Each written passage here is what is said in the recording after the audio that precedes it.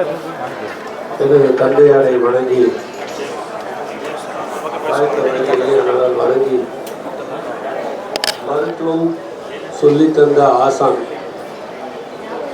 இந்த நேரத்தில் நம்ம ஞாபகம் வச்சுக்கணும். 25 years back evening Sunday evening இவர் தான் மருத்துவ கல்லூரி நிறுவ போயான்னு சொன்னார். அவர் காட்டிய வழியில் என்னால் முடிந்தவரை இயன்றவரை செய்து கொண்டிருக்கின்றோம். 2 மருத்துவக் கல்லூரியை நிறுவினோம். இன்று 3வது மருத்துவக் கல்லூரியும் நிறுவிக் கொண்டிருக்கின்றோம். அதை தவிர இந்த கார்பரேட் ஹாஸ்பிட்டல் கிட்டத்தட்ட 15 வருஷமாக சிறப்பாக செயல்பட்டு இதற்கெல்லாம் காரணம் மருத்துவத்தில் மட்டுமல்ல வாழ்க்கையின் ஆசானிகள் தந்தையார்கள். நாம் கற்றுக்கிட்ட பாடம் மக்களுக்கு சென்றடைய வேண்டும். இவ்வளோ இருக்கும்போது இன்னைக்கு இவ்வளோ பெரிய ஹாஸ்பிட்டல் இருக்கும்போது இன்னைக்கோட காலையில் நம்ம பின்னாடி டி பிளாக்ல 30 கன்சல்டேஷன் ரூம்ஸ் திறந்தோம். எஸ்தட்டிக் கிளினிக் பண்ணியிருக்கோம். அதை தவிர இஎன்டி கிளினிக் பண்ணியிருக்கோம். விஸ்தான்ற ஒரு 5 ஸ்பெஷல் கிளினிக்ஸ் வந்து அது விஐபிக்கில் அந்த பக்கமாக தனியாக ரிசீவ் பண்ணி மேலே ரிசீவ் பண்ணி கூட்டிகிட்டு வந்து அவங்க ஃப்ரம் தி கேட் டு திருப்பி டாக்டரை பார்த்துட்டு அவங்க திருப்பி வழி அனுப்பி இருக்கிறவங்களுக்கு மொத்தத்தையும் பார்த்துக்கிற மாதிரி இது ஒன்லி விஐபிக்கு. ஏன்னா மற்ற பேஷண்ட்ஸும் டிஸ்டர்ப் ஆகக்கூடாதுங்கிற ஒரு கான்செப்ட். ஏன்னா இப்போ நம்ம குறவோட இடம் பத்தலை. அப்போ விஐபி சில பேர் வரும்போது இங்கே இருக்கிறவங்களுக்கு டிஸ்டர்பன்ஸ் ஆகுதுன்னு ஃபீல் பண்ணணும். அதை அவாய்ட் பண்ணுறதுக்கும் அவங்களுக்கு ப்ரைவசி வேணுங்கிறதுக்காகவும் அது மாதிரி கிளியர் பண்ணணும். எந்த டாக்டர் வேணும்னாலும் அந்த ரூமில் எடுத்துக்கலாம், அவங்க புக் பண்ணிக்கலாம். அவங்களோட பேஷண்ட்ஸை வர வச்சு அங்கே பார்த்து ப்ரைவேட்டாக தனியாக செப்பரேட் என்ட்ரன்ஸாக அனுப்பிச்சி வைக்கலாம். அதே போல் காஸ்மெட்டாலஜியில் கம்ப்ளீட் காஸ்மெட்டாலஜி இருக்கணும். காஸ்மெட்டாலஜி அண்ட் பிளாஸ்டிக் சர்ஜரியும் சேர்ந்து ரிலேட்டடாக 50 வயதோ 60 வயது ஆட்களையும் 30 வயதுக்கு மாற்றக்கூடிய திறமை இந்த மருத்துவ வல்லுநருக்கு இருக்கு. அதையெல்லாம் சேர்ந்து நீங்கள் நாட் ஓன்லி டாக்டர்ஸ் அதுக்கு தகுந்தமான எக்யூப்மெண்ட்ஸ் வேர்ல்டில் எங்கே இருந்தாலும் கொண்டு வந்து அதெல்லாம் நம்ம இங்கே வச்சுருக்கோம். மக்கள் அதை பயன்படுத்தணும். இன்றைக்கு ஐயாவின் பிறந்தநாளை செய்யணும்னு ஆசைப்பட்டோம், செஞ்சுருக்கிறோம். அதை தவிர இன்னைக்கு நம்மளுடைய குரூப்பில் எடுத்துக்கிட்டால் இத்தனை மருத்துவமனை இருந்தாலும் என்னுடைய பார்வையில் நமக்கு மருத்துவர்கள் பெருகிட்டே வராங்க. இந்த மருத்துவர்களுக்கு வேலை கொடுத்தது நம்ம மெடிக்கல் ஃபீல்டில் சில வருஷமாக இருந்ததுனால இத்தனை தனியார் கல்லூரியும் அரசாங்க கல்லூரியும் பிரதமர் மோடி அவர்களும் மருத்துவ சீட்டை டபுள் ஆக்குறாங்க. அப்படி ஆக்கக்கூடிய நிலையில் தமிழ்நாட்டில் அதிகபட்சமான மருத்துவர்கள் இருப்பாங்க. நீங்கள் அமெரிக்காவை சொல்லலாம், இல்லை எந்த நாட்டை வேணாலும் சொல்லுங்கள். இன்னைக்கு எல்லா உலகத்துக்கே மருத்துவ நிபுணர்களை அனுப்பி வைப்பது தமிழ்நாடாக மாறக்கூடிய நிலைமை வந்து கொண்டிருக்கிறது. அது மட்டுமல்ல, நமக்கு பார்த்தீங்கன்னா ஹலோ டாக்டர் சிம்ஸ்ன்னு நாங்கள் 1 இயர் பின்னாடி நம்ம லான்ச் பண்ணுறோம். ஹோம் விசிட் ஆரம்பித்தோம், நல்லா போயிட்டு இருக்குது. இப்போ அதோடைய அடுத்த பரிமாணமாக ஹலோ டாக்டர் ஆப்பை நாங்கள் இப்போ இனாகிரேட் பண்ண போகிறோம். எதுக்குன்னா என்னுடைய டார்கெட் என்னென்னா 10,000 ஃபேமிலிஸை நம்ம ரீச் அவுட் பண்ணணும். அதுதான் முக்கியமான விஷயம். அதாவது எல்லாம் நோயாளி ஆகணும்னு இல்லை, வருமுன் காப்போம். யாருக்கு எந்த பிரச்சனையும் இதெல்லாம் இப்போ நமக்கு இப்போ நம்ம ஹாஸ்பிட்டலுக்கு சர்ஜரி தேவைன்னா வந்தால் போதும். இல்லைன்னா அவங்க வீட்டிலேயே அட்வான்ஸ்டு முறையில் அவங்கள போய் வீட்டில் பார்த்து அவங்களுக்கு தேவையான ட்ரீட்மெண்ட்டை கொடுக்கக்கூடிய அளவில் நவீன உபகரணங்கள்லாம் வந்திருக்கு இன்னைக்கு. ஏன்னா எல்லாமே லைவாக உங்கள் வீட்டில் இருந்தே பண்ணும்போது இங்கே கண்ட்ரோல் ரூம், வார் ரூம் சொல்லக்கூடிய ஒரு ரூம் கிரியேட் பண்ணியிருக்கோம். அந்த வார் ரூம்லேருந்து சீனியர் டாக்டர்ஸ் மானிட்டர் பண்ணுவாங்க. சில பேர் நினைக்கலாம் என்ன டாக்டரை இவ்வளோ சீப் பார்க்குறாங்க, நர்ஸிங் அப்படி கிடையாது. இன்றைக்கி ஒருத்தர் உங்கள் ஹாஸ்பிட்டலுக்கு வரணும்னா அவங்களுக்கு அரை நாள் போயிடும். அரை நாள் மட்டும் இல்லை, அவங்களுடைய பொன்னான வேலை கெடும். அதே போல் சில பேருடைய தாய் தகப்பன் இங்கே இருப்பாங்க, அவர்கள் வெளிநாட்டில் வேலை பார்க்கலாம், வெளியூரில் வேலை பார்க்கலாம். அவங்களை அழைச்சிட்டு போய் அழைச்சிட்டு வர்றது சாதாரண விஷயம் கிடையாது. அதற்காக தான் நாங்கள் என்ன சொல்கிறோம்னா, உங்கள் வீட்டுக்கே நாங்கள் வந்து பார்க்குறோம். உங்கள் தேவை என்னவோ, உங்களுக்கு தேவையான ட்ரீட்மெண்ட்டை அங்கேயே அனலைஸ் பண்ணி தேவைப்பட்டால் இங்கு வந்தால் போதும். அதற்கு மேலே அவங்க முன்னாடி இங்கே வர வேண்டிய அவசியம் இல்லாத ஒரு நிலைக்கு நம்ம வந்து கொண்டு போயிட்டு அது இப்போ ஆரம்பித்து சாம்பிளாக போட்டு நல்லா போயிட்டு அவ்வளோ பேஷண்ட்ஸு ரொம்ப ஹாப்பி பேஷண்ட்ஸ் இருக்காங்க. பார்த்து டயாலிசிஸும் பிளான் பண்ணுறோம். என்னென்ன வியாதிக்கு வீட்டில் ட்ரீட்மெண்ட் கொடுக்க முடியும் வித் கவர்மெண்ட் நாம்ஸோட அனலைஸ் பண்ணி அத்தனை ட்ரீட்மெண்ட்டும் நமக்கு கொடுக்கறதுக்கு தயாராக இருக்கோம். அதன் ஒரு பரிமாணமாக தான் இன்றைக்கி ஹலோ டாக்டர் ஆப் பண்ணுறோம். ஐயா காட்டிய வழியில் நான் என்றும் பயணிக்க தயார். அதே மாதிரி தான் முயற்சி பண்ணிட்டு இருக்கேன். மக்கள் சேவையும் மகேசன் சேவைன்னு சொல்லுவாங்க. இந்த ஹாஸ்பிட்டல் நடக்கிறது நான் வந்து கமர்ஷியலாக இல்லை, என்னால் குவாலிட்டி இட் இஸ் அஃபோர்டபுள். அப்படின்னா என்னுடைய செயல்பாடுகள் எங்களால் முடிந்த அளவு செஞ்சுருக்கோம். ஏன்னா இருக்கிற ஒவ்வொரு மருத்துவ உபகரணங்களும் என்ன விலை விற்கிது, என்னென்ன ஒரு இன்னைக்கு ஒரு ஹாஸ்பிட்டல் போகிறதுனா இன்றைக்கி எத்தனை ஆயிரம் கோடி தேவைப்படுது, அதையெல்லாம் யோசித்து தான் இந்த ஹலோ டாக்டர் நான் செஞ்சுருக்கேன். ஐயாவோட வாழ்க்கை உங்களுக்கு எப்போ இருக்கணும்.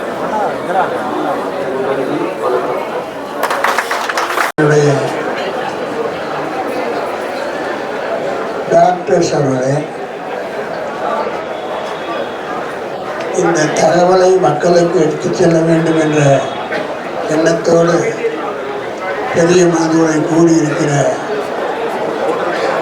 பத்திரிகை நண்பர்களே, அதேபோல தொலைக்காட்சி நண்பர்களே, இன்றைக்கு ஒரு தந்தைக்கு என்ன வேண்டும்?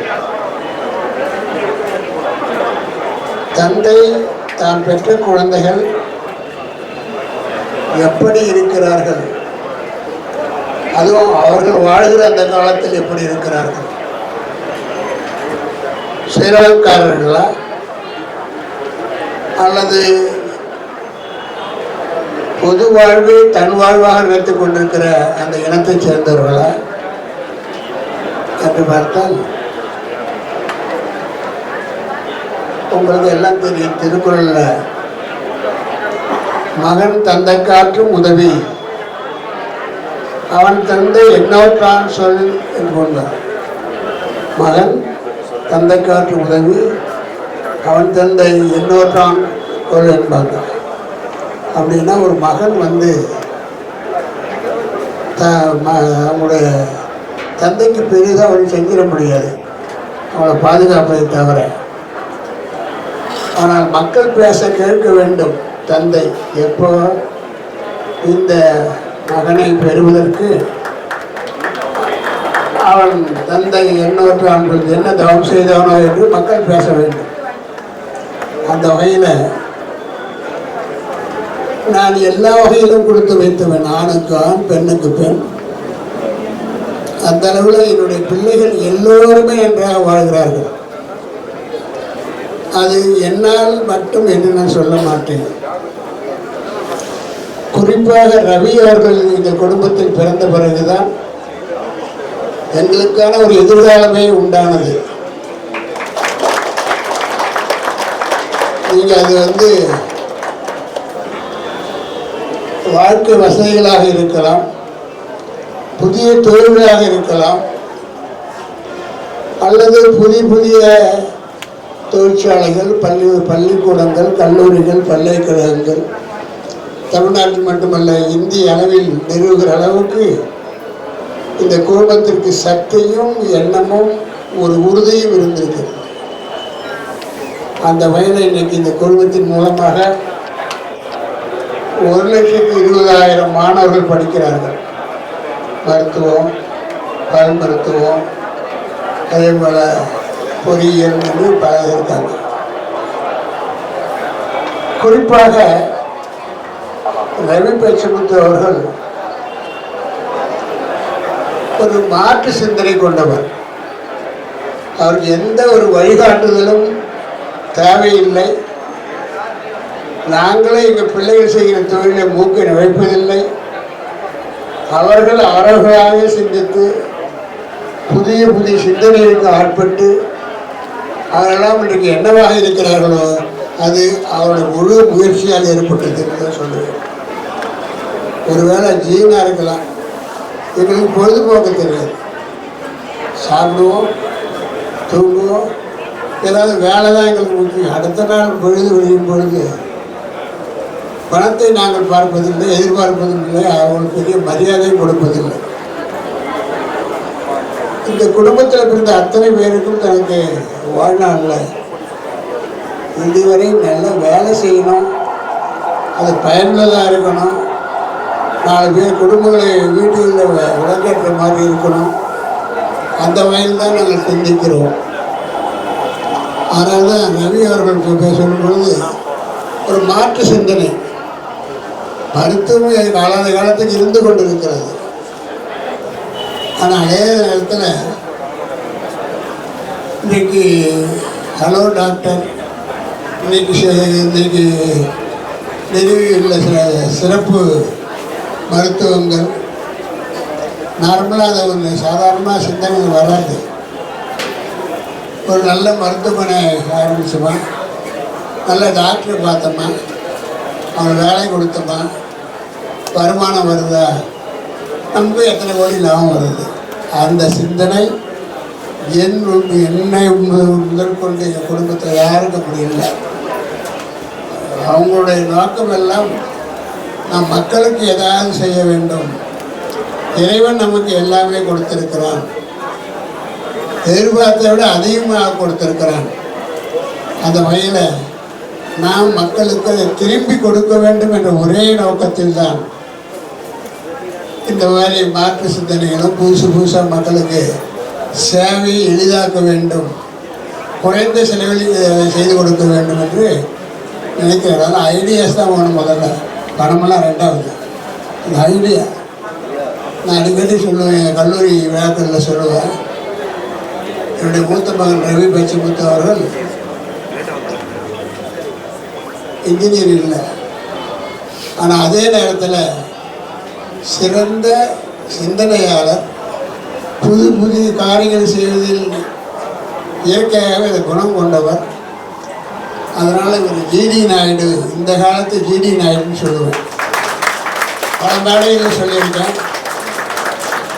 அவர் எதை செய்தாலும் எதை சிந்தித்தாலும் மாற்றாக வித்தியாசமாக சிந்திக்கக்கூடிய ஒரு திறன் கொண்டவர், பழக்கம் கொண்டவர். திறன்கிறத விட ஒரு பழக்கம் அப்படிதான் ஆயிருந்தது.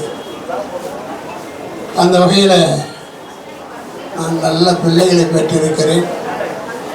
என்னுடைய பெயரையும் புகழையும் காப்பாற்றுகிற வகையில் அவர்கள் உழைத்து மக்களுடைய மரியாதையை பெற்று இன்றைக்கு புதிய சிந்தனைகளோடு இந்த குடும்பத்தில் சிறிய மகன் சத்யநாராயணன் அவர்கள், அப்போ அவரை பொறுத்தவரை அதே மாதிரி தான் அமெரிக்காவெல்லாம் படித்தாங்க. அவர் ஏற்றுக்கொண்டிருக்கிற அந்த பல்கலைக்கழகமாக இருந்தாலும் சரி, அல்லது தான் ஏற்றுக்கொண்டிருக்கிற அல்லது நிறுவிய புதிய தலைமுறையானாலும் சரி, வேந்தர் டிவி இவர் நிறுவனது, புதிய தலைமுறை சத்யநாராயணன் செய்தது. இன்றைக்கு புதிய தலைமுறை என்பது இன்றைக்கு அரசியலினுடைய ஒரு மிகச்சிறந்த வழிகாட்டியாக எல்லா அரசியல் தலைவர்களும் பார்க்கிற ஒரு தொலைக்காட்சியாக இருந்து கொண்டிருக்கிறது. அதை தொடுகிற எந்த தொழிலாக இருந்தாலும் அதை உச்சத்திற்கு கொண்டு செல்ல வேண்டும் என்ற நோக்கத்தோடு தொடர்ந்து அதே கவனமாக பாடுபட்டு கொண்டிருக்கிற என் பிள்ளைகளை நான் பாராட்ட வேண்டும். அந்த வகையில் நான் கொடுத்து வைத்தவன். அந்த வகையில் இன்றைக்கு 88வது வயது இன்றைக்கு இந்த நாளை.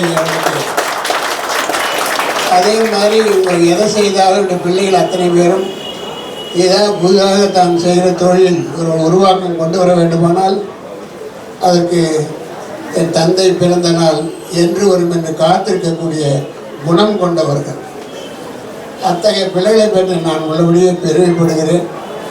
அவருடைய முயற்சி மீண்டும் மீண்டும் பல வகையில் அவர் செய்கின்ற தொழிலுக்கும் இந்த மருத்துவமனைக்கும் மக்களுக்கும் மிகப்பெரிய உதவியாக இருக்கும் என்று சொல்லி என்னுடைய அன்பு மகனை ரவி பச்சிமுத்து அவர்களை என்னுடைய 88வது பிறந்த நாளில் பல்லாண்டு வாழ்க பல்லாண்டு வாழ்க பல்லாண்டு வாழ்க அவரும் அந்த குடும்பத்திலும் வாழ்க என்று சொல்லி வந்திருக்கிற அவங்க அனைவருக்கும் நன்றி கூறி முடிக்கிறேன். நன்றி, வணக்கம்.